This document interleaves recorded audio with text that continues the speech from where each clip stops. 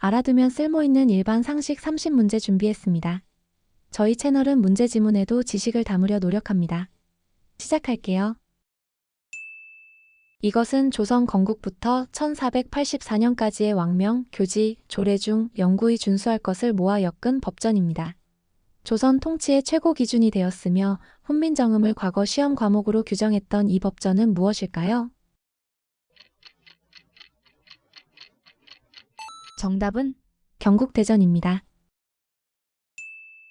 이 사람은 조선 세종 때 일본 대마도를 정벌하고 무인으로서는 유일하게 우의정과 좌의정을 지냈던 인물입니다. 이 장군은 누구일까요? 정답은 최윤덕입니다. 세종대왕은 사후에 붙인 시호인 세종장 헌영문 예무인 성명효 대왕의 줄인 이름입니다. 그럼 세종대왕의 본명은 무엇일까요?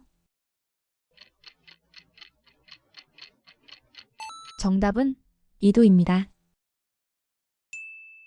이것은 세종 16년 주자소에서 만든 동알자로 당시의 과학자나 천문기기를 만들었던 기술자들이 참여해 만들었어요. 우리나라 활자의 백미로 불리우는 이것은 무엇일까요?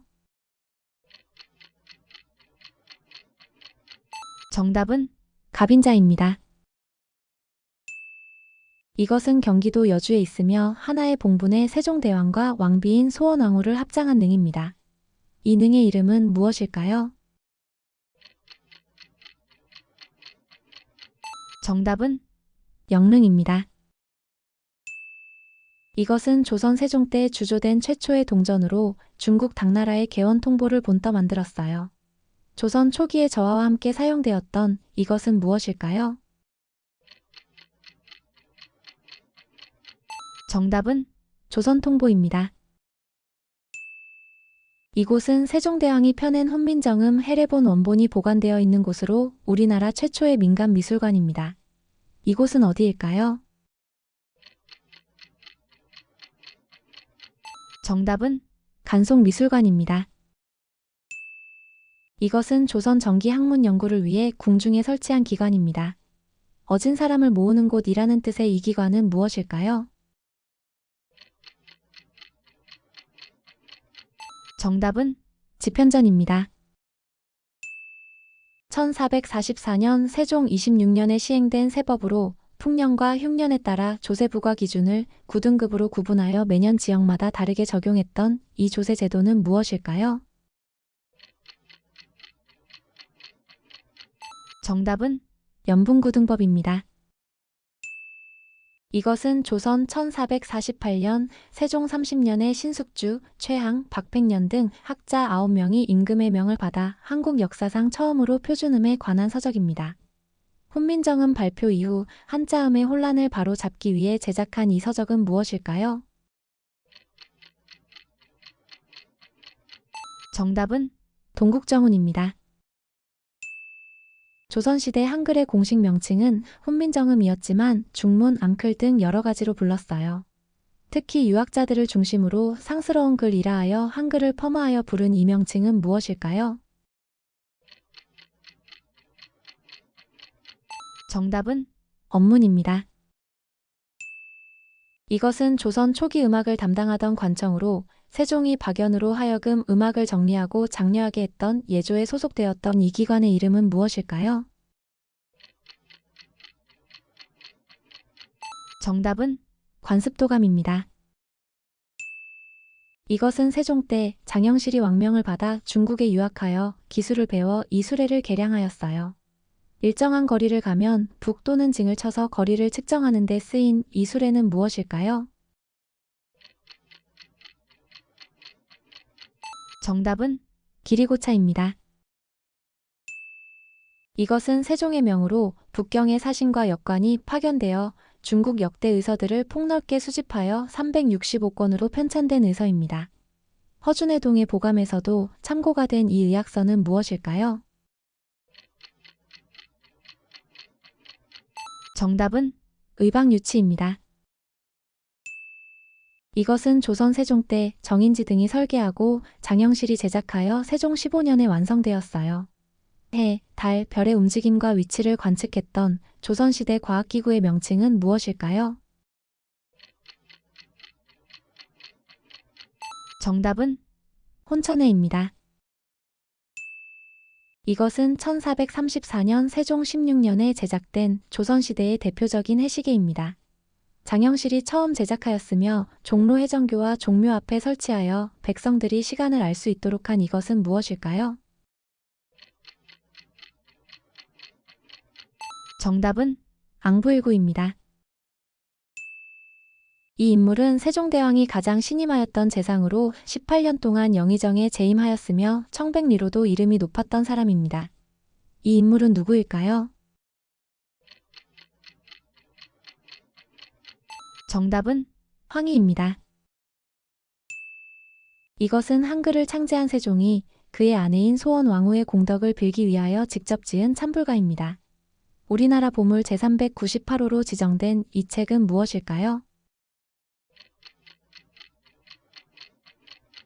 정답은 월인천 강지곡입니다. 세종실록에서는 세종이 조선의 이상적인 임금이었다고 평가하여 이 명칭을 부여하였어요. 중국의 태평성대 시대를 이끈 임금의 이름을 붙여 부른 이 명칭은 무엇일까요? 정답은 해동효순입니다. 이것은 세종대왕이 훈민정음을 창제한 뒤 훈민정음을 시험하기 위해 권제와 정인지 등에게 맡겨 펴낸 책입니다. 훈민정음으로 쓰인 최초의 문헌이자 조선 왕조를 찬양하는 내용을 담은 이 책은 무엇일까요? 정답은 용비어천가입니다.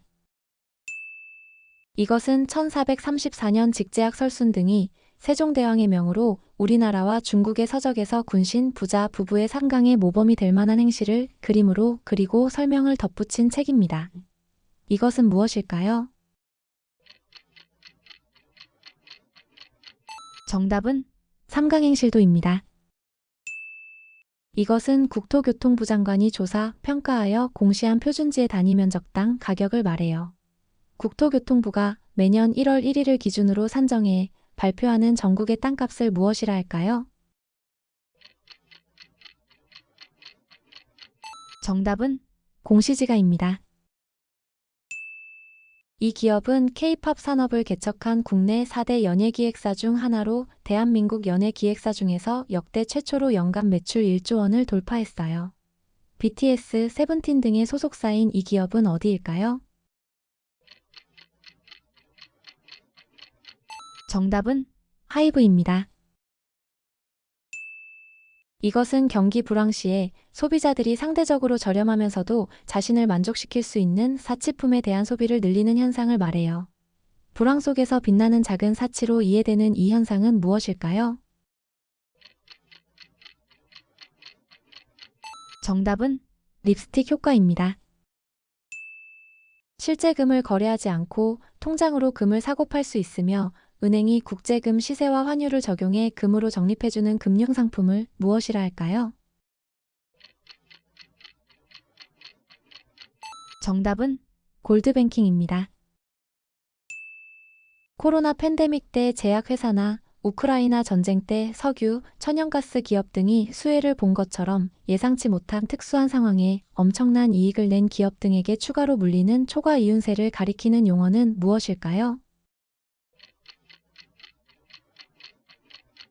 정답은 횡재세입니다.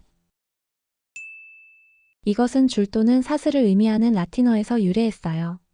오늘날 연속으로 발행되는 출판물이나 동일한 인물이 나오는 장편 영화를 뜻하는 이 용어는 무엇일까요? 정답은 시리즈입니다. 고대 페르시아 제국의 후예인 이란은 1974년 테헤란에서 열린 아시안게임에서 이 경기를 제외시켰어요.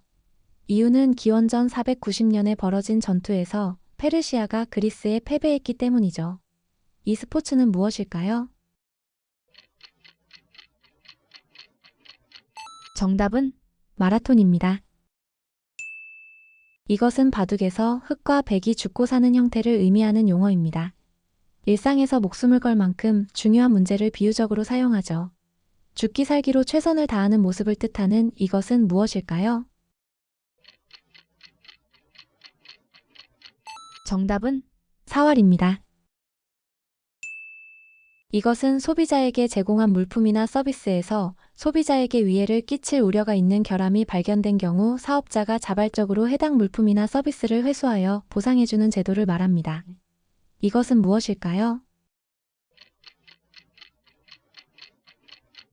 정답은 리콜입니다. 끝까지 시청해주셔서 감사합니다. 더 좋은 영상으로 찾아뵙겠습니다.